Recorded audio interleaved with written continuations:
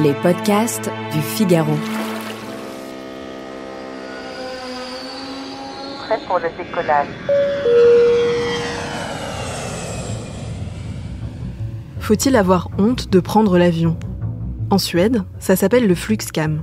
Vous savez, cette culpabilité qu'on connaît tous un peu aujourd'hui, à l'ère de l'urgence climatique. Selon l'Agence européenne de l'environnement, 1 kilomètre en avion, c'est 20 fois plus d'émissions de gaz à effet de serre qu'en train. Alors faut-il tirer un trait sur ce moyen de transport ? Et avec lui sur l'idée de partir loin ? Tout ça par conscience écologique ? Eh bien pas forcément, car quelques bons réflexes permettent de limiter la casse. Je m'appelle Claire Rodino et je suis journaliste au Figaro. Vous écoutez Question Voyage, la chronique à glisser dans vos bagages, pour que voyager reste une partie de plaisir.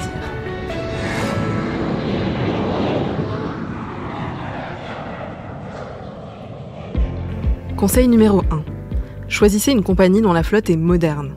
On n'y fait pas tellement attention, mais quand on réserve son billet, on peut voir sur quel modèle d'avion on va voler.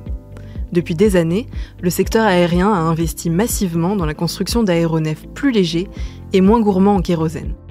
Chez Airbus, ces petits bijoux de technologie portent le nom d'A320neo, A350 ou A220.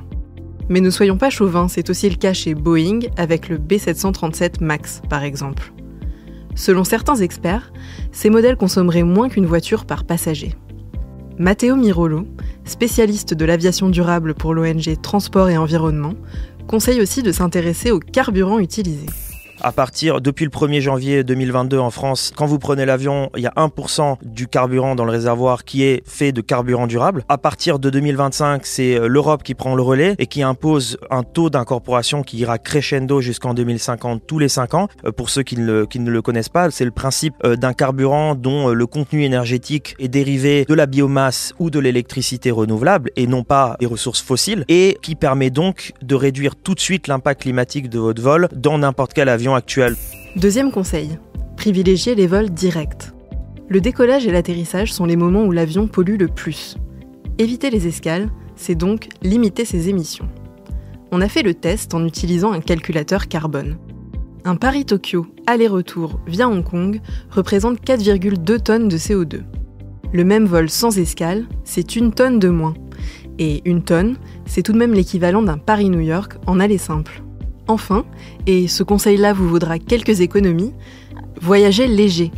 Sur un vol de 10 heures, 10 kg de bagages en moins, c'est 10 kg de CO2 économisés.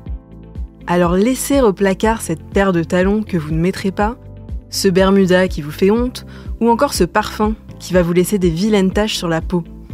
Ces petits gestes feront déjà la différence. Et adieu l'option bagages en soute. Un dernier conseil pour la route ? Arrêtez de cocher cette fichue case compensation carbone. Le problème, c'est que la temporalité, la rigueur de ce système fait vraiment défaut. C'est pas en disant qu'on va planter des arbres qui dans 20 ans vont devenir assez grands. C'est censé compenser des émissions qui sont là tout de suite. Il faut une temporalité qui reste la même. Or, c'est pas le cas et on constate que de nombreuses compagnies se détournent complètement de ce système. EasyJet a annoncé récemment qu'elle ne ferait plus aucune compensation carbone. Elle n'en proposerait plus parce qu'elle ne croit plus en ce mécanisme. C'est une excellente nouvelle parce que je pense que notre rôle en tant qu'ONG, il est aussi de protéger le public contre le greenwashing, de faire en sorte que des gens de bonne volonté qui s'intéressent à leur impact climatique ne soient pas détournés par des pratiques commerciales fallacieuses qui reviendraient à leur promettre que tout d'un coup, en appuyant sur un bouton magique, leur impact climatique disparaît. Et si vous voulez vraiment faire la différence, posez-vous la question avant d'acheter votre billet. Prenez l'avion quand vous n'avez pas d'autre option. Et dans ce cas, restez plus longtemps sur place. Sinon, quand vous le pouvez, prenez le train. Et ça tombe bien, l'Europe est un terrain de jeu idéal pour les accros du rail, qu'on appelle eux les ferrovipates. Merci d'avoir écouté ce podcast. Vous pouvez nous retrouver sur le site du Figaro et sur toutes les plateformes d'écoute. À bientôt!